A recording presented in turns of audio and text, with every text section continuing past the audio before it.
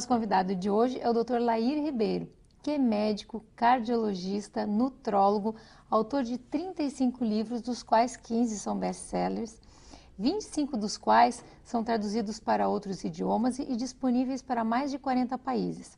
Na área de autoconhecimento e 149 trabalhos científicos publicados em revistas médicas americanas indexadas. O Dr. Lair Ribeiro teve a oportunidade de viver 17 anos nos Estados Unidos e trabalhar em 3 universidades americanas, entre elas a Harvard Medical School, a Baylor College of Medicine e Thomas Jefferson University. Além disso, foi diretor médico da Merck Sharp e Dohme e diretor executivo, chegando a vice-presidente da Ciba Corporation, hoje a Novartis. Lair, a gente tinha falado sobre refrigerante. Refrigerante, nem pensar, né? O problema do refrigerante tem vários problemas. Um deles é o próprio pH, né? O pH de um refrigerante é em torno de 2,5 e o pH é logarítmico. De 2,5 para 3,5 é 10, 3,5 para 4,5 é 100, 4,5 para 5,5 é 1000 e assim vai. O pH do sangue fica entre 7,35 e 7,45. Então você, quando toma um copo de refrigerante, você tem que tomar em torno de 32 copos de água da boa, só para equilibrar o pH que saiu do lugar. E acidez é igual velhice. O velho é ácido. O jovem, o recém-nascido é alcalino. À medida que você envelhece, você vai perdendo a alcalinidade no corpo e vai aumentando a acidez. E quando você alcaliniza o seu corpo, você traz muita saúde. Por exemplo, a célula cancerígena, ela precisa de um ambiente acídico, um ambiente ácido para ela poder proliferar. Então, quando você alcaliniza o tecido, na célula cancerígena, ela para de se... Ela diminui a proliferação. Então, tudo aquilo que você fizer que aumentar a sua alcalinidade faz uma diferença. Às vezes, a própria água. A água, 70% do corpo, em torno, como um todo, né? Você pega o sangue, é 90% ou mais. Mas 70% do corpo, como um todo, é água. É o nutriente mais abundante que existe no corpo.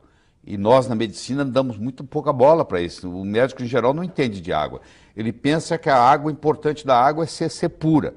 Isso é uma das características. Existem 4 outras tão importantes quanto, ou talvez até mais. Por exemplo, o pH, que nós acabamos de dizer, quanto mais alto for o pH da água, melhor. Ele tem que ser, no mínimo, igual ou superior ao pH do sangue, ou seja, a água ideal ela tem que ter de 7,35 para cima de pH. Tem que ter o chamado poder de oxirredução, porque você toma uma água, ela pode ser oxidante ou antioxidante. Se ela é oxidante, ela te envelhece. Mesmo ela sendo... Você diz, mas é água, mas não interessa. Se ela tiver o ORP, que a gente chama, acima de 400, que é, por exemplo, se você tomar uma água de torneira hoje no Brasil, ela tem um ORP acima de 400, aquilo ali é uma água oxidante. O que é o ORP? O ORP é o poder de oxidação dela. Ela tem que ser mais redutora e menos oxidante. Como é que a gente examina isso? Existe um aparelho, um probo que você coloca dentro da água e isso mede, imediatamente te dá quanto que é o ORP. O ORP de uma água boa ele tem que ser negativo. Se a gente passar água no filtro, normalmente... Não muda o ORP. Não muda o ORP. Tem nada a ver com a filtragem, não. Tem nada a ver com a filtragem. A filtragem tira os resíduos, mas não muda o ORP. O ORP da água tem a ver com o ângulo da molécula, porque é H2O. Então, o ângulo do hidrogênio faz uma diferença, entendeu? E hoje existem aparelhos, eu inclusive busquei um meu em Hong Kong, fui buscar um para minha casa, onde você pega a água de torneira, passa por esses chamados ionizadores, e quando sai do outro lado, sai uma água não só com pH de 10, mas sai com poder de redução de menos 200.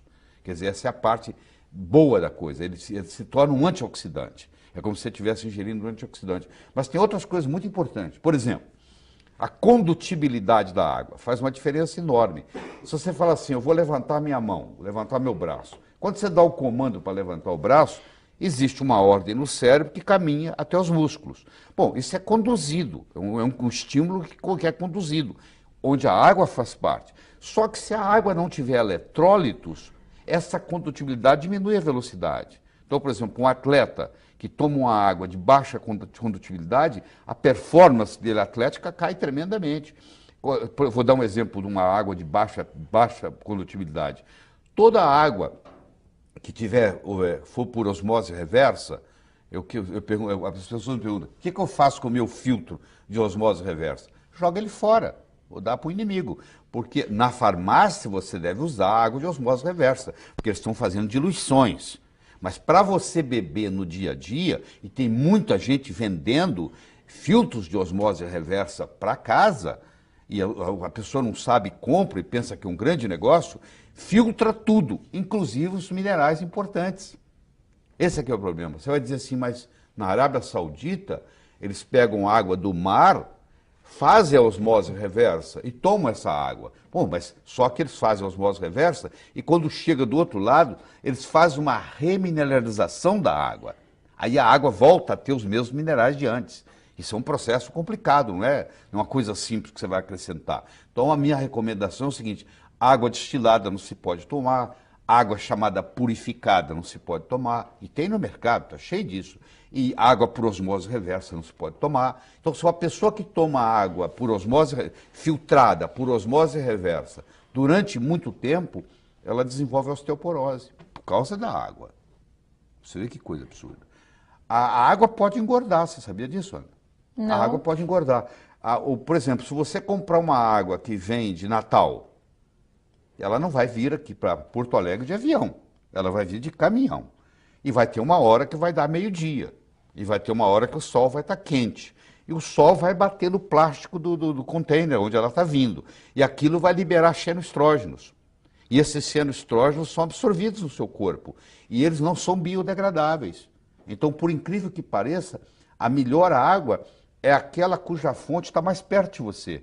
Se você conhece uma água espetacular de Fortaleza e uma mais ou menos de Igrejinha, toma sua água de Igrejinha, que é pertinho daqui, entendeu?